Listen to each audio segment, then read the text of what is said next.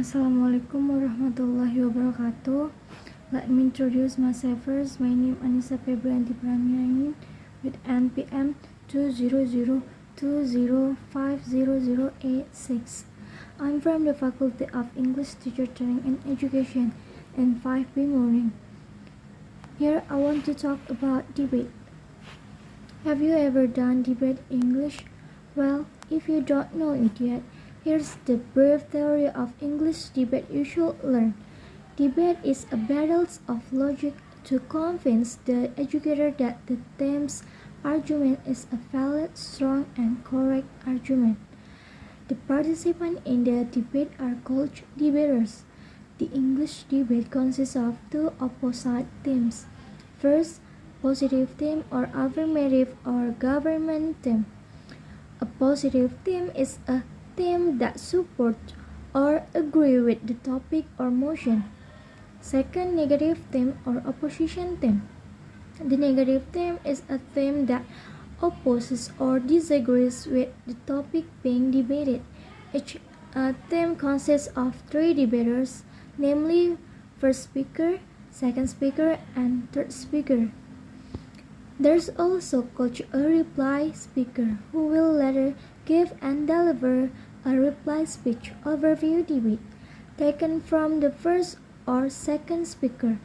The judge in English debates, the number of judges is always odd to avoid a draw. The jury in the debate is called the adjudicator. In the English debate, there is also a chairperson, namely the person who leads the debate, and there's also a timekeeper, namely the person in charge of calculating the debater's speaking time. Standard speaking time for each debater is 7 minutes. The topic debated in English debate is called motion. Motion usually starts with "this house will" and "this house believe that." If the motion begins with "this house will," this means a proposal for debate, meaning that the debate participant must provide argument accompanied by solution and steps that must be taken, or participant must submit proposals in that solution. If the motion begins with "this house believe that," then the debate is a philosophical debate, meaning that in the debate later it will only be argued that something or mentioned in the motion is right or wrong, good or not, significant or not, without providing steps or solution. Settlement: both "this house will" and "this house believe that" motion. All argument must always be accompanied by relevant and strong evidence and facts, as well as relevant example. There are motions that can be directly debated, and there also those must be defined first. Example: this house believes that homeschooling is not good, and this house will stop importing rice, and this house will ban alcoholical drinks, and etc. Defining motion means describing motion so that is clearer that and more focused or more specific. Those entitled to define motion are the affirmative theme or positive theme. Meanwhile, the negative theme only has the right to agree or oppose the definition. If the negative theme agrees with the definition, then the debate will continue according to the motion that has been defined. All debaters need to know that what is being debated is the timeline, not the definition or motion of the debate. Timeline will be explained more later. If the negative theme disagrees with the definition put forward by the positive theme, then the negative theme must challenge the definition and provide a new, correct definition. The action against the definition presented by the positive theme is called challenge definition. However, the negative theme must be really thorough and carefully before doing the definition challenge, because the definition that can be challenged, the definition that first trusted, definitions that are correct and cannot be debated anymore. Second, tautological or circular, definitions that go round and round so that the point is not clear. And the third, squirreling, definition that has nothing to do with the topic. And the last, time and place setting, definition that take background setting at inappropriate times, for example, taking events that are not up to date, so it is difficult to debate.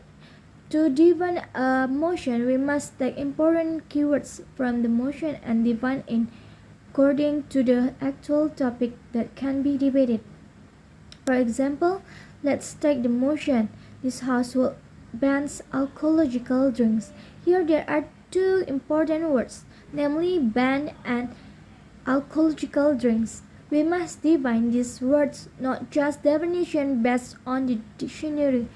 Ban, prohibit, not allow means to prohibit how and what it looks like.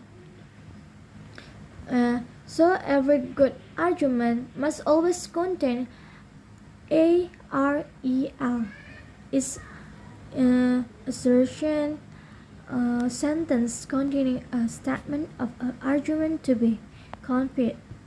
Second, reasoning, reasons that support the statement of argument. Second, evidence, evidence and facts that support the argument and reasons. And then linking back to the subject matter's timeline. And this rebuttal is a refutation of the opponent's argument. What must be said is the main argument of the opposing team.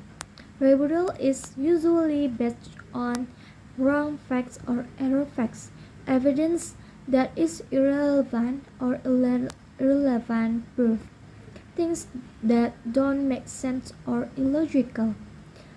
And the last aspect assessed in the English debate. There are three aspects. First, manner is assessed at 40%, including delivery, public speaking skills, how to deliver argument effective or not, focus style or voice volume, use of language or use of notes, eye contact, gestures, or body movements, stance, clothing, humor, personal attack on opponents. Second, the method is assessed at 2%, including structure and organization or structure, systematical of speech delivery in sequence or not, starting from beginning to end according to duties as first, second, or third speaker, over time or under time, ability to respond to cases or arguments submitted by opponents. And the last, matter rated 40%, the material or content conveyed in the speech, whether relevant or not, has weight or not. So I think it is enough. Thank you for the watching and the chance. Assalamualaikum warahmatullahi wabarakatuh.